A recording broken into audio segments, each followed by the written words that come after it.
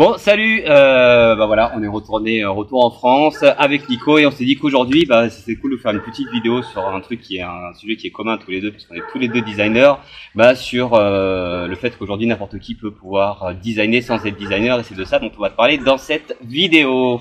Donc par contre on commence sur la discussion. Alors, par contre on n'a pas préparé la vidéo, on s'est dit qu'on allait faire un truc voilà plus en mode un petit peu intuitif dessus. Bah déjà je pense sur le rapport à la marque. Alors ça va vraiment là s'appliquer si tu fais encore plus, ça va appliquer à toi si tu fais si t'as un shop e-commerce ou encore plus si tu fais du dropshipping, parce qu'aujourd'hui le problème c'est que tu dois sûrement vendre des produits que vendent aussi tes concurrents, et que la seule manière de se différencier par rapport à ça va être justement la marque. Et on s'est posé la question avec Nico justement qu'est-ce qui faisait aujourd'hui qu'un site en dropshipping pouvait fonctionner ou pas, et on s'est dit que la marque c'était un des axes majeurs à développer, puisque on a vu différents produits, on a pu voir sur différentes typologies de personnes que le même produit vendu n'avait absolument pas le même impact en fonction de la marque développée autour de cet univers. Et puis surtout sur les mecs qui sont fortement inspirés de notre shop avec quasiment les mêmes noms. C'était quoi le truc, mycoiffeur.fr. Alors voilà, vous pouvez aller voir sur mycoiffeur.fr dessus. D'ailleurs, je pense qu'on va t'attaquer mycoiffeur.fr via Shopify. Donc prépare-toi à ce que ton shop ferme d'ici la semaine prochaine. Voilà. Et du coup, ça fonctionne pas. Alors certes, il y a le capital humain. Donc le capital humain, on a fait plein de vidéos dessus. Tu peux aller voir sur tv.les400coups.school, mais voilà, là le plus important c'est vraiment la marque, et la marque c'est pas juste ton logo quoi. Non, c'est ton langage. Oui, c'est ton langage, c'est vraiment ton langage. Et ouais, le langage c'est pas c'est le langage écrit, ça veut dire la manière dont tu vas écrire tes textes, ça va être le langage visuel, les images que tu vas utiliser, les couleurs que tu vas utiliser, même les références que tu vas utiliser, que ce soit les références par exemple si tu fais des citations, les auteurs que tu vas citer. Nous chez les 400 coups, les références elles sont vachement nouvelle vague et cinématographique, comme tu as pu le voir un petit peu dessus, et tout ça, ça va justement d'essayer de trouver un langage qui soit le même langage que que tes clients quoi. Et qui matche avec ta personnalité et en même temps celle des clients, puisque il faut pas oublier que tu es dans un monde où tu dois vendre des produits, et en vendant tes produits, tu les vends à des personnes. Donc à partir de là, c'est comment tu transposes ton univers et le faire matcher avec celui des clients. Et bien évidemment, ça part du principe que tu suis notre stratégie chez les 400 coups. Ça veut dire que chez nous, la stratégie de base, c'est d'arriver à aligner ton business sur tes personas. C'est-à-dire que théoriquement, tu es censé avoir les mêmes langages, les mêmes attentes que tes personas. Bien évidemment, si c'est, je dis n'importe quoi, enfin bref, non, je vais pas citer d'exemple, c'est pour ça que je dis des exemples, c'est de la merde, mais si tu es aux antipodes et que t'as choisi juste ton business par rapport à un produit qui fonctionnait, ou par rapport à un truc sur les Google Trends ou un truc comme ça fonctionnera pas. Il faut que tu sois aligné, parce que si tu crées un univers qu'il y a que toi qui t'aimes, d'ailleurs on le voit, enfin moi je sais que pendant mes clients avant c'était ça, les mecs disaient tu leur livrais une charte graphique, non mais moi j'aime pas le bleu, ou ma femme n'aime pas le rouge. On a rien à branler que ta femme n'aime pas le rouge, un truc comme ça. Ce qui compte c'est que ça parle à tes clients. Donc bien évidemment, faut pas que tu te fasses un kiff, c'est pas un truc égocentrique en disant je vais me faire si t'as un langage qui correspond pas à celui de tes clients, ça va même une campagne avec le visuel, et ça d'ailleurs c'est ce qu'on appelle du A/B testing, faire les mecs qui utilisent à la limite les mêmes textes, les mêmes campagnes, sauf que tu vas juste changer le visuel. Ça peut être changer une couleur, ça peut être changer l'image, et justement regarder ce qui marche le mieux. On l'a vu dans les différents coachings.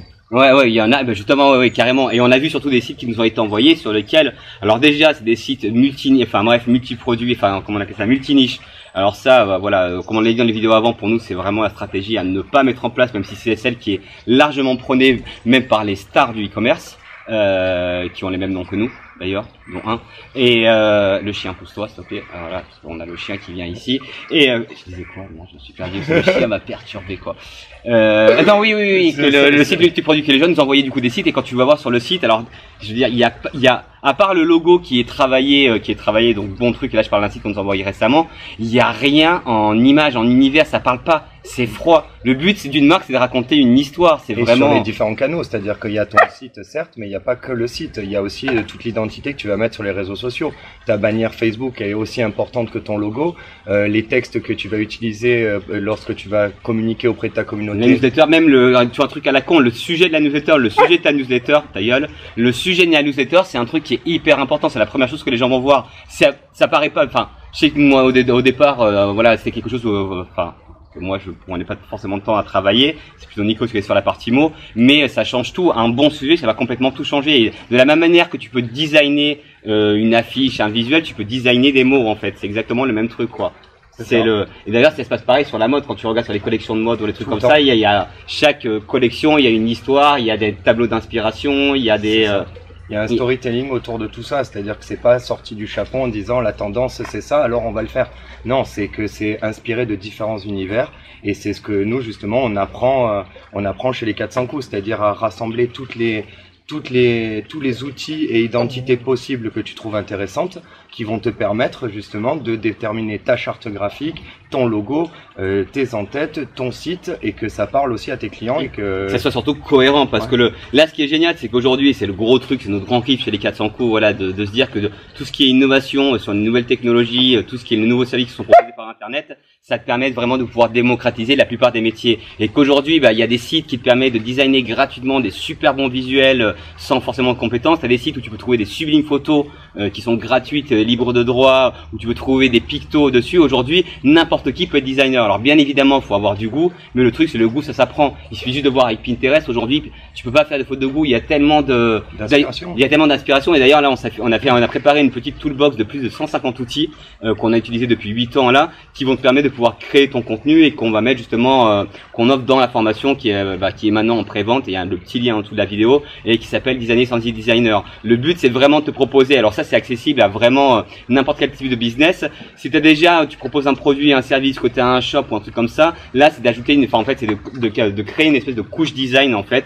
Et de proposer justement un univers graphique, un univers de marque qui matche avec tes clients et qui te permette surtout d'augmenter tes taux de conversion parce qu'au final on ne parle pas juste d'avoir un truc beau dessus, hein, c'est pas comme de l'art. Il faut que ce soit vendable, et que ça parle aux gens. Et du coup tous les outils, voilà, ça sert aussi à t'inspirer, à voir ce qui se fait, mais pas forcément ce qui se fait uniquement dans ton domaine. C'est-à-dire que regarder les autres shops, Shopify, etc. Oui, c'est cool, mais c'est pas différenciant parce que faire la même chose que quelqu'un, tu peux pas forcément te démarquer. Oui, et puis surtout en plus de ça, c'est-à-dire que et dans le gros truc de la créativité, que ça soit dans la mode ou dans le design, le premier truc que tu réfléchis, c'est un mood board. Et dans le mood board pour faire un logo, on va mettre de l'architecture, on va mettre de la matière, on va mettre de la couleur, on va mettre le but de la créativité. D'ailleurs, c'est la définition de la créativité, c'est la capacité à pouvoir faire des liens entre des choses qui n'ont pas de rapport. Donc le but c'est vraiment d'essayer de te nourrir de tout ça et de penser que la marque c'est quand même hyper important. Il suffit de regarder Apple et Samsung sur les téléphones. Apple vend des produits qui sont 50% plus chers que les produits Samsung. que Samsung, juste parce qu'ils te vendent derrière une marque et c'est plus qu'une marque, c'est une philosophie, c'est une culture. Ça va même on en parlait avec Nico juste avant sur le côté religion et sur le côté amour. Ils se sont rendus compte en analysant le cerveau de personnes quand on leur parlait de la marque Apple que ça stimulait les mêmes parties du cerveau que quand on parlait d'amour. On parle vraiment d'une émotion qui est quand même hyper forte quoi.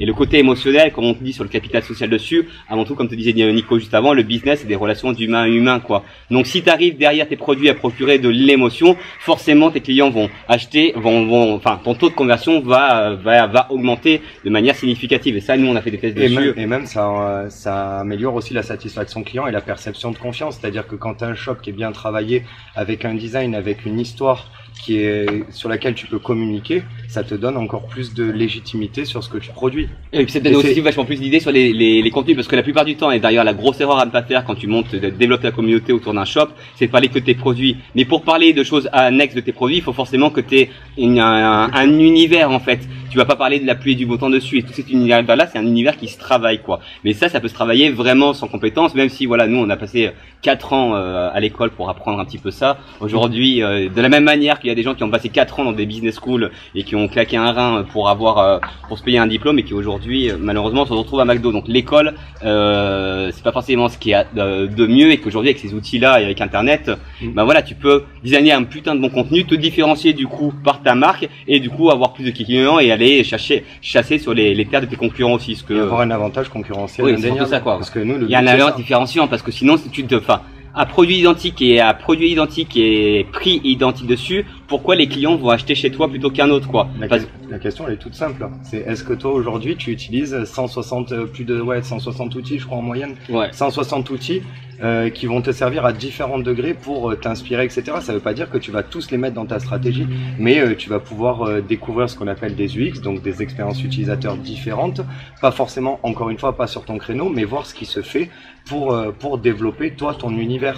C'est s'équiper en fait, c'est vraiment s'équiper. Le but là, c'est pas de t'apprendre à devenir un designer, c'est de t'apprendre grâce à des outils, à des templates qu'on a mis en place et à, voilà, à cette formation qu'on a mise en place, à comment tu vas pouvoir, dès la fin de la formation, commencer à produire du contenu qui soit qui soit quasiment de la même valeur que si tu avais pris un designer. Et un designer en France là, d'ailleurs on est designer, tu comptes 350 balles par jour quoi. Donc voilà, là pour le coup en une journée tu vas savoir toi-même designer tes visuels, faire des tests justement, ce dont je te parlais tout à l'heure en mode A/B testing, de savoir ce qui marche le mieux ou pas, et vraiment rentrer dans une logique professionnelle, de passer d'un shop un petit peu amateur à un shop pro, parce que tu vas justement rajouter cette couche-là qui est la marque et qui peut se résister encore une fois sur un logo quoi. Qui devient un vrai business. Ouais, qui devient un vrai business en mode pro quoi. Donc voilà, si ça t'intéresse, n'hésite pas, on s'est fait la formation en pré-vente, il y a le lien juste en dessous. Et le lien à la Toolbox aussi. Et oui, le lien donc sur la voie. Et donc tu peux acheter soit la formation pré-vente, soit du coup télécharger directement la Toolbox avec les 150 outils qu'on utilise dessus. Donc la plupart des outils sont gratuits, sinon ils sont en mode freemium et on fait aucune affiliation sur ces outils-là.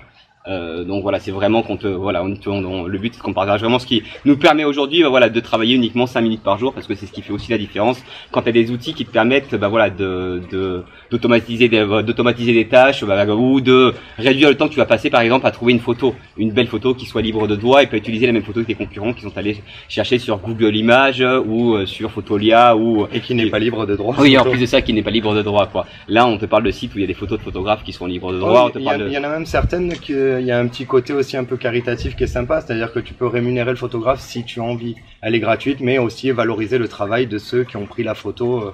Donc ça c'est justement génial dans cette logique-là, c'est dans notre logique des 400 coups en mode voilà, tout ce qui va être open source, par exemple sur des catalogues de pictogrammes. Des pictogrammes c'est des petites illustrations qui représentent des idées que tu vas pouvoir voilà, télécharger super rapidement et trouver tous les pictogrammes dont tu as besoin et qui va coller parfaitement avec l'univers de ta marque quoi. Et ça, un set de pictogrammes par exemple de 20 pictogrammes, tu vas le faire designer par un designer, c'est en gros tu vas facturer 2000 euros. Ça va être 6 jours de boulot parce qu'il va te faire voilà des recherches, des choses comme ça. Là, tu vas en moins de 5 minutes, tu vas avoir tes 20 pictogrammes gratos et ça tu vas pouvoir, même après si tu veux, créer du contenu et vendre du contenu pour faire un nouveau business et devenir aussi designer et vendre des contenus, peut-être même à ta concurrent quoi.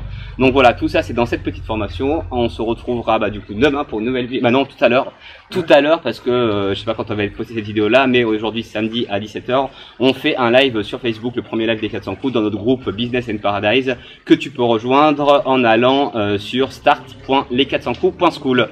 Voilà. On te dit donc à demain. C'était cool et on va se boire une petite binousse peut-être. Non, on n'a pas rien, ça va être un pastis avant le live. Voilà, salut, à demain et même le chien te dit au revoir. Salut. Voilà, bon. Franchement, elle est propre.